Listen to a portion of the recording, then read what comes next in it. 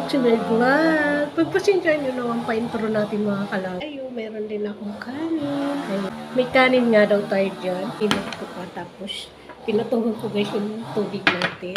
Guys, ito. May adobo na naman akong kangkong. Ang sarap. Ayun, nagmamantika siya guys. Wow, Tapos sasabaw natin yan. Sarap. Tapos magkakamay tayo. Sarap. Diba, sarap yun. Kain kayo dyan mga kalaman. At ito guys, ginawa ko crispy sisig. Kaya meron yung guys, onion, garlic na fried and chili. Tapos meron din yan, taba at laman. Ayan. Crunchy siya guys. So, tikman na natin. Okay, tayo.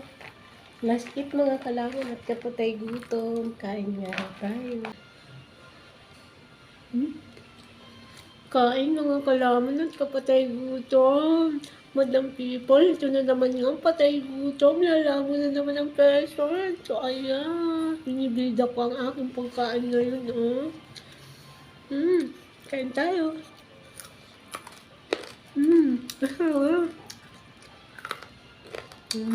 Pag plated guys, nakain na akong baboy. Garlic na. Version na adobo. Guys. Bili ng kangkong guys na may pinagkagamitan ako. Kung tinatapon yung tangkay guys. Nasamid ako ng angat. Kasi hindi ko siya tinatapon. Ginagawa ko siya ng paraan. Sarap. Kain tayo. Let's eat. Sarap.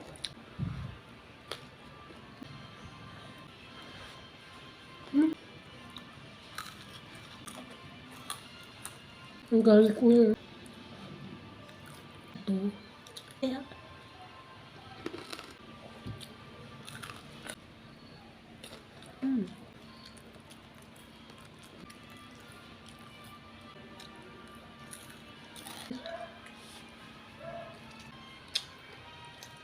Wala siyang sa kahit ano.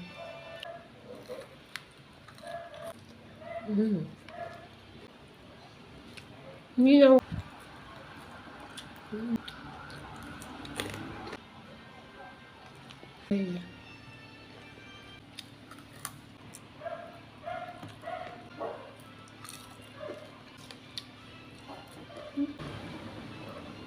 Namin yun.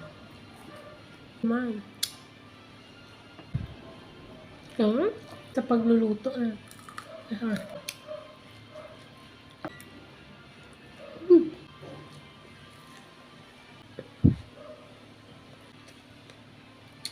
Comparison.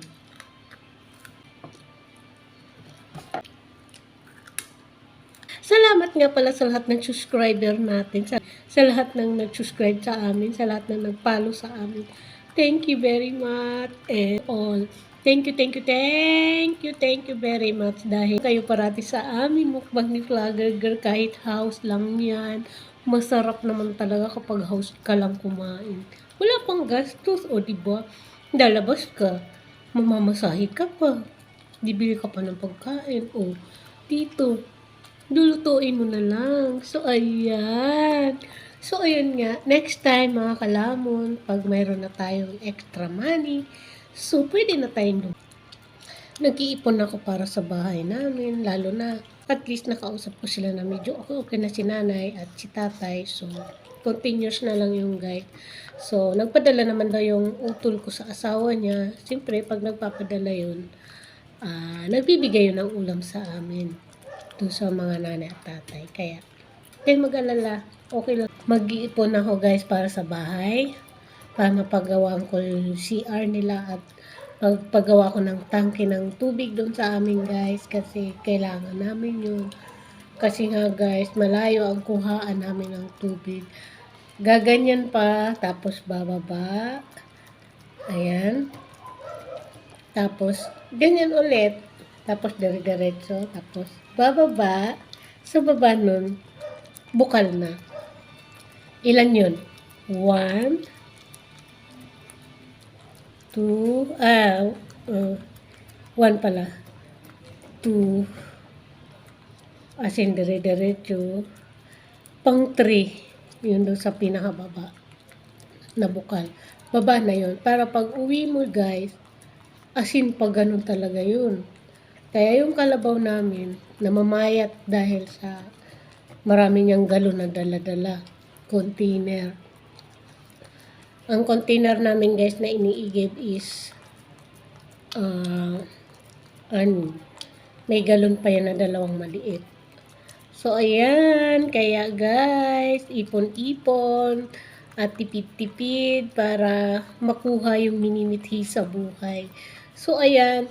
Maraming salamat sa lahat ng subscriber natin na nag-subscribe sa atin. Salamat. Bye-bye mga kalamu. Bye!